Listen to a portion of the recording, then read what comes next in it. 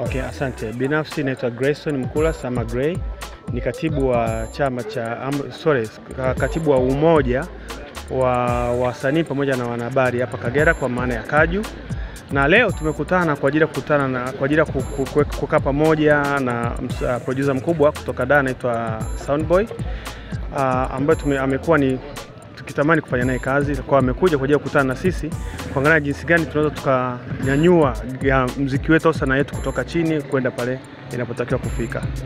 Kwa nini Soundboy na sio mtu mwingine? Yaani imekuwaje mpaka Soundboy amefika hapa?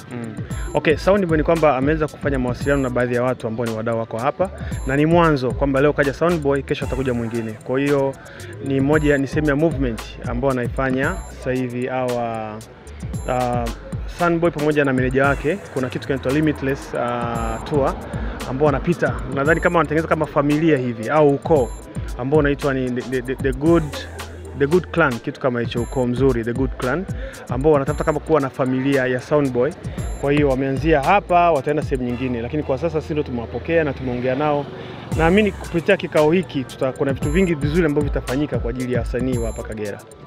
Malengo ya hichi kikao yalikuwa ni nini labda, yani main reason, yani kwa nini yani wamekutana hapa? Na sio wasanii wa muziki pekee, na tunajua Soundboy anajihusisha na muziki, lakini tumekutana na waigizaji hapa wa mkoa na watu na wadau mbalimbali mpaka MC. Kwa nini labda? Ni kwa sababu kupitia kikao hiki tumekuwa na ukaribu pia na viongozi wa kiserikali, viongozi wa chama.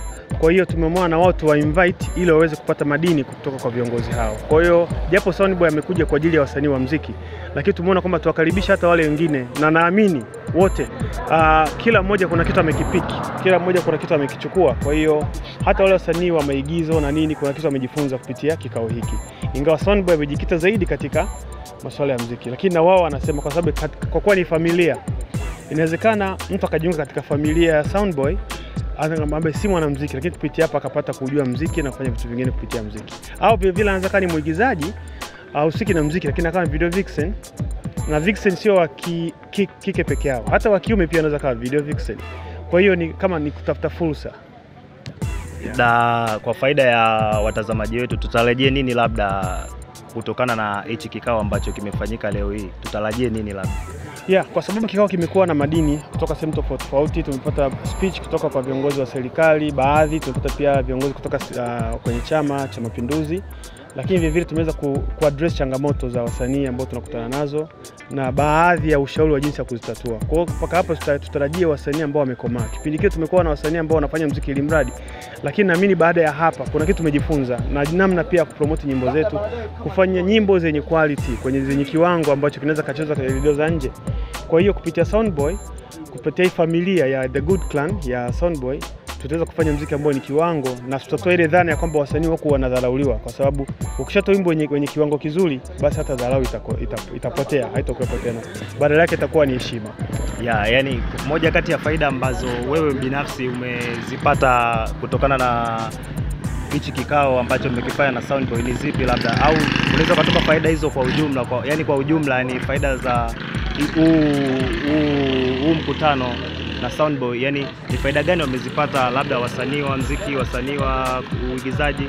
Okay, katika upande wa faida nadhani ni swala la mtu binafsi.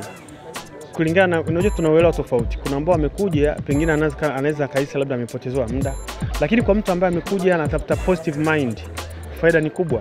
Faida ya kwanza, producer kama Soundboy tumekuwa tukimsikia au tukimwona kwenye media, Instagram wapi, lakini kuanzia leo ni kama unamwona mtu kama jirani yako. Kwa hiyo amekuwa tayari ni rafiki. Kwa hiyo maana kesho na kesho kutwa ukitaka kufanya wimbo wenye quality, unaweza kumtafuta moja kwa moja, bwana mimi fulani tumekutana Bukoba hivi na hivi na hivi, akakuelewa kuliko ilivyokuwa kabla ya hapo. Lakini kupitia umoja huu pia tumekutana na watu mbalimbali, tumeweza kuonana kwa ukaribu, tumeweza kupata connection zaidi. Kwa kesho na kesho kutwa naamini kuna kitu ambacho nikiamua kufanya nishajua ni nani nifanye naye kupitia huu umoja ambao tumekutana hapo leo. Sasa kutokana na umoja huo wa Kaju, wasanii chipukizi na wanaojitafuta watarajie nini labda, wategemee nini na faida gani ambazo watazipata kujiunga na huo umoja wenu wa Kaju? Okay. Wanasema ukikaa karibu na ng'ombe asiyeiba, akikaa karibu na ng'ombe mwizi naye anaiba. Kwa hiyo mkishakuwa na umoja, mkishakuwa pamoja, wasanii wale chipukizi na wanaojitafuta na wanaojipata, mkikaa pamoja, naamini kuna namna ambavyo watanukia ule uwaridi. Maana usipokaa karibu na uwaridi utanukia, si ndio? Kwa hiyo kupitia hapo watajifunza kwamba kumbe mwenzangu anafanya hivi, kumbe mwenzangu anafanya hivi. Tumeondoa ile gap kati ya msanii mchanga na mkubwa. Wote ni katika umoja, ni nafasi ile ile moja. Kula sitambui kwamba ni msanii mkubwa au ni mdogo. Maana wote tunajitafuta. Hakuna ambaye ashafika anapotafuta kufika. Kwa hiyo wale wasanii wachanga watarajie kujifunza vingi, watarajie kupata haki zao, watarajie kwamba ukiitwa kwenye show waache zile dhana za kuitwa kuperform bure kama kujitangaza. Kupitia Kaju wataweza kupata haki yao hata kama ni 10,000 kwenye show au 20. Kwa hiyo kila mtu atapata matunda ya kazi yake ya sanaa. Ya, kila mtu atapata matunda ya kazi yake ya sanaa. Tulikuwa na katibu wa umoja wa wasanii mkoani Kagera, Kaju, ambaye ametuelezea vitu mbalimbali hivi, tukianza na kikao ambacho kimefanyika hapa ndani na faida za kujiunga kwenye umoja wa Kaju. Bwana, asante sana. Shukrani sana. Stein TV tuko pamoja. Nashukuru.